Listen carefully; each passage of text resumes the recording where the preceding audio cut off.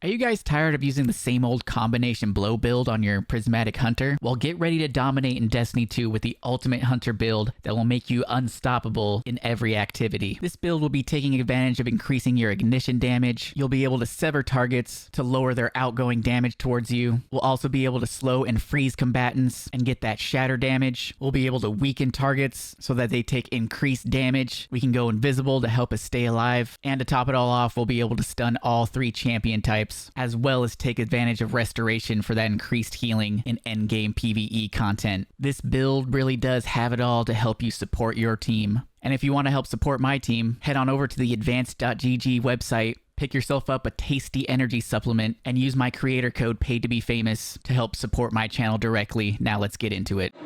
Yo, it's time to subscribe to Paid to Be Famous. What are you doing? Subscribe to Paid to Be Famous. Subscribe to Paid to Be Famous. Like the video, come on. Hell you know yeah. the drill. Button. And slap that like button.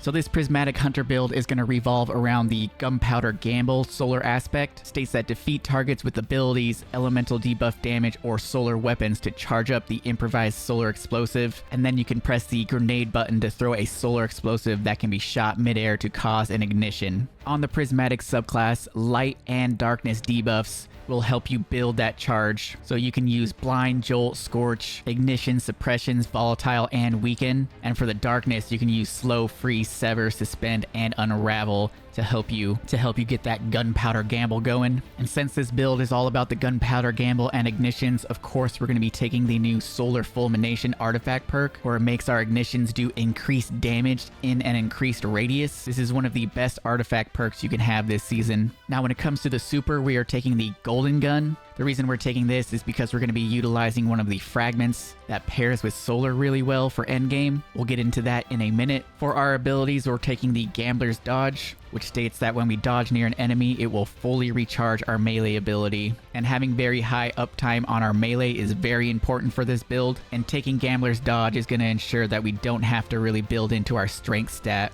because once again, dodging near an enemy will just give us our full melee back. And when it comes to the melee that we're taking, we're going to be taking the Threaded Spike, a rope dart that bounces between targets, damaging and severing them. So this is one of the ways that we're going to be debuffing enemies. And whenever you sever a target, it's going to decrease their outgoing damage towards you by 40%, which is huge in endgame activities. Then for our grenade, we're taking the Dusk Field. It leaves behind a field that slows targets and freezes those who do not leave the volume. The reason we're taking this is once again because we're going to be taking advantage of a fragment that I'm going to get into in a second here. Then for our aspects, of course, the Gunpowder Gamble.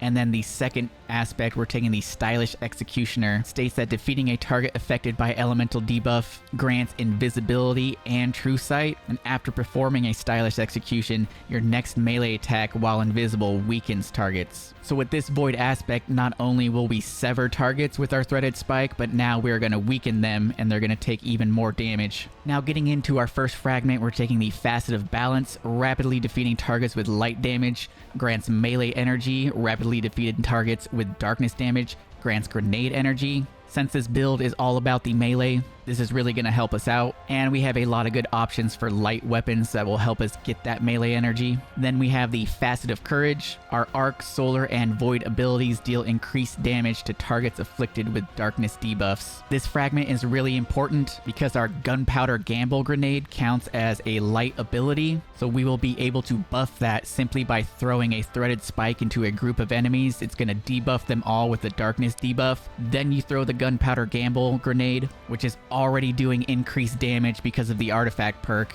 Now it's going to be doing even more damage with the Facet of Courage.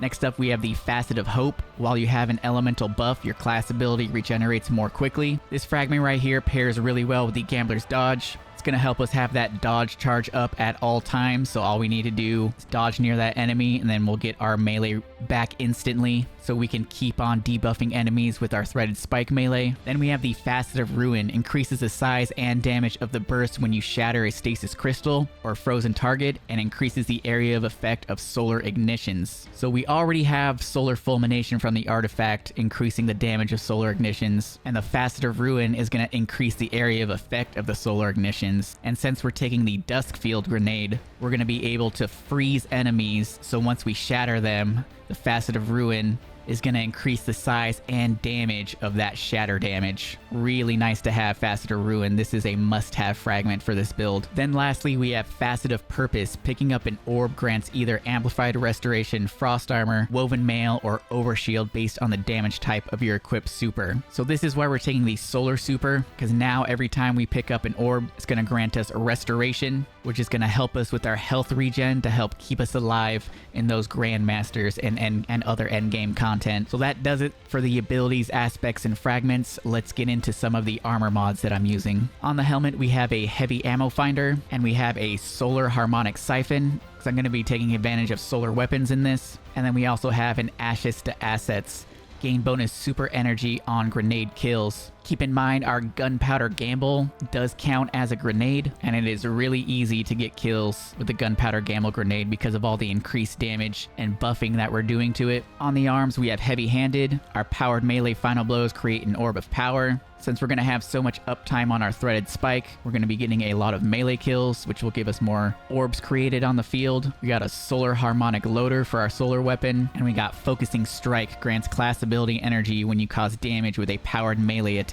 So this is going to give us a lot of class ability energy back because of all the threaded spikes we're going to be throwing. And then on the chest piece, take whatever resistant mods that you need for whatever activity you're doing. Then on the boots, we have Absolution, reduces all ability cooldowns each time you pick up an orb. You got Invigoration, reduces our melee cooldown when we pick up an orb. And then we have one for our health. Recuperation replenishes health each time you pick up an orb of power. On the class item, we are taking the Reaper mod shortly after using your class ability. Next weapon final blow spawns an orb of power. We have Powerful Attraction, which will automatically collect nearby orbs of power when we activate our class ability. And then we have a Bomber mod on here to reduce our grenade cooldown when using your class ability. And while we're on the subject of the class item, I am using an exotic class item for the Hunter, and I have Spirit of the Caliban and Spirit of the Star Eater. Now you don't need this exact combo. The only thing that's really necessary is Spirit of Caliban.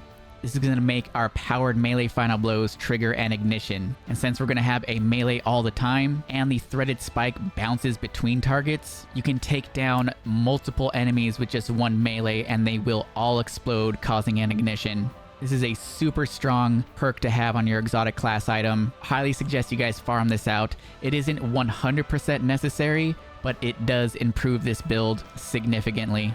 Now when it comes to the weapons that I'm using the Bold Endings hand cannon, specifically for the combination of Demolitionist and Strategist. So every time I get a kill, I'm getting more class ability energy back and grenade energy back, which just helps with our ability spam even more. And since this is a hand cannon, it is going to stun overload champions. Then for my energy weapon, I'm using the Baron Action Sidearm, mainly for the Incandescent perk, which is going to help us get even more ignitions. And we have the Heal Clip, which is going to grant you Cure ×2 every time you get a kill and reload. If you don't have the Baron Action, you can use something like the Summoner Auto Rifle that also has Heal Clip Incandescent, or you have the Luna's Howl that can get Heal Clip and Incandescent as well. So the Baron Action Sidearm will also take care of the unstoppable champions. Then for my heavy, I'm using the Deterministic Chaos, Rest in Peace Rohan. The reason I'm using this is because it is strong against barrier champions. You'll be able to stun them, and while holding down the trigger, every fourth heavy metal projectile also weakens targets on impact. And it comes with the heavy metal exotic trait perk, which every fourth bullet becomes a heavy projectile that makes targets volatile. So the Deterministic Chaos will actually pair with the Stylish Executioner Void aspect. When we defeat those volatile targets, we'll become invisible, and it will also weaken targets, so we can become invisible that way as well. And for my stats, I'm rocking a Tier 9 Mobility, Tier 10 Resilience, and Tier 10 Discipline. And that is pretty much the build right there, Guardians. There will be a dim link down below in the pinned comment if you guys want to try this build out. If you guys are new here and need more Destiny 2 in your life, don't forget to subscribe to the channel, leave a like if you enjoy the content, follow me over on Twitch for the live streams. I'll catch you guys in the next episode. Peace.